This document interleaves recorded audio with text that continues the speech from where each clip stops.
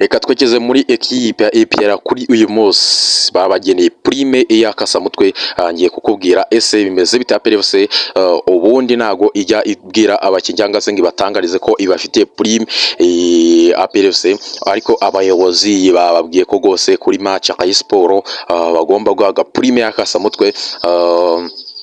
Ngira ngo ngiye kubona bigarukaho neza cyane kuri aya mafaranga menshi cyane y'akasamutwe, ndetse ndaza kureba Darikonovic muri 11 araza gukora impinduka, ariko hari umukinnyi umwe gose barimo baratoza uburyo ki arazafata Muhire Kevin, ku buryo Muhire Kevin nta kwinyagambura na gutye guhari neza cyane. So ngira ngo tugiye kuba twabireba byose, ariko ikindi nakubwira n'umwuka uri hagati y'abakinnyi ba APR, ibyo bari gutekereza ndetse n'uburyo bari gufata Rayon Sport, uburyo bari kuyumva. Ngira ngo ni ibintu bikomeye cyane, ngiye kuba nakomozaho neza cyane. Rayon Sport abakinnyi ba Djibril Ouattara bari gutekereza iki kuri iyi match? Ngiye kuba nakubwira umwuka uri hagati muri APR mu bakinnyi ndetse n'ibindi byinshi cyane muri APR. Yes, ngira ngo tudatinze reka ukomeze neza cyane n'aya makuru meza cyane. Reka duhere kuri prime y'akasamutwe APR yageneye abahungu kabisa.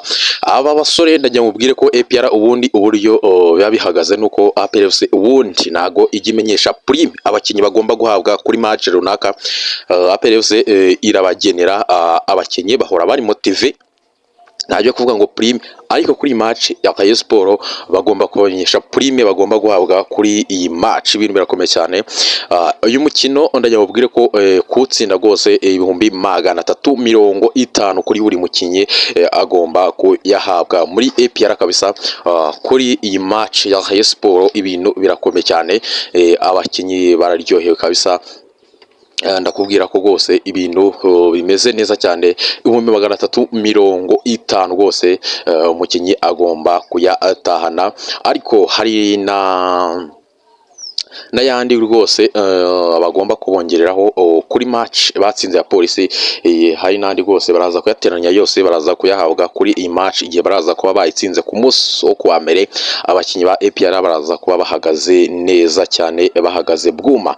Ibintu biraryoshye neza cyane, nuko bihagaze ubwo ku munsi wo kwa mbere abakinnyi ba APR baba bitwaye neza, ibintu bizaba ari good final. Ubwo nuko bimeze. Tugiye kureba ese umukinnyi Darikonovic ari gutoza kugira ngo abe yabasha gufata Muhire Kevin amujishe, ku buryo Muhire Kevin muzabona gose ku buryo n'akaguru yagaca kabisa. Murabizi ko hari umusaza ukomeye cyane witwa Tadeo Ruwanga kabisa. Uyu musaza Darikonovic aramugarura muri 11 bagomba kubanza mu kibuga ku munsi w'ejo. Uyu ari kumuha amabwiriza ko agomba gufata Muhire Kevin ahagiye hose. Ubundi ahantu hose agiye Muhire Kevin agomba kuba Tadeo Ruwanga amuriho, ku buryo atagomba kwinyagambura habe na gato. Uwo bamwita Tadeo Ruwanga ni umusore, ni umusaza ukomeye cyane w'umugande. Ngira ngo no kuri match yashije niwe bari bamushizeho, kandi Muhire Kevin yari yabangamiwe cyane ku buryo Muhire Kevin yari yabuze gose n'uburyo yakunyagambura. Ariko ku musore Dauda nawe gose muri Rayon Sport hari amakuru mfite gose ko nawe barimo barareba ku musore Suleiman Dafe ko nawe yamujisha, ku buryo nawe uburyo abari manyereza agapira nawe bishobora koza kumugora. Ku musore Yosif Dauda ubwo Mediane n'ubundi ni Yosif Dauda Ruboneka ndetse na Tadeo Ruwanga, ariko Tadeo Ruwanga gose kuri Ruboneka, Tadeo Ruwanga kuri Muhire Kevin gose muzasha umva. Darikonovic arimo aramutoza, arimo aramubwira ati wowe ntago nshaka widagadura mu kibuga, wowe kurikirana Muhire Kevin abandi bakinnyi ubareke. Ubwo nuko bimeze. Ngira ngo Rayon Sport idafite Muhire Kevin iba ari ikipe idakomeye cyane. Muhire Kevin niwe ukora ibintu bihambaye muri Rayon Sport. So ngira ngo umwuka uri hagati mu bakinyi ba APR rwose ndakumenyesha ko nyuma yo kubona ko umukinnyi wa Yusuf Dauda abonye ko umunyamakuru umunyagana ukomeye cyane hano muri Afurika akaba ari uwo bita Mick Junior yageze ino mu Rwanda yaje kureba derby. Uyu musore rwose afite gahunda ngo yo gukina umukino uteye ubwoba ku buryo uyu munyamakuru yagira ibyo aripotinga muri Ghana, uyu musore akaba yabona amahirwe yo guhamagarwa muri ekipe y'igihugu.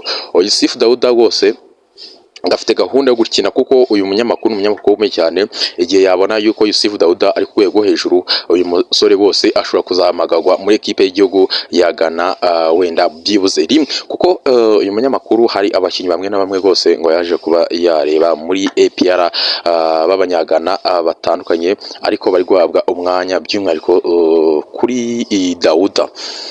So ngira ngo undi mukinnyi wahize rwose ni umusore Djibril Ouattara kabisangaraza kugaragaza ko ari umwataka ukomeye cyane kandi wakinye ahantu hakomeye cyane.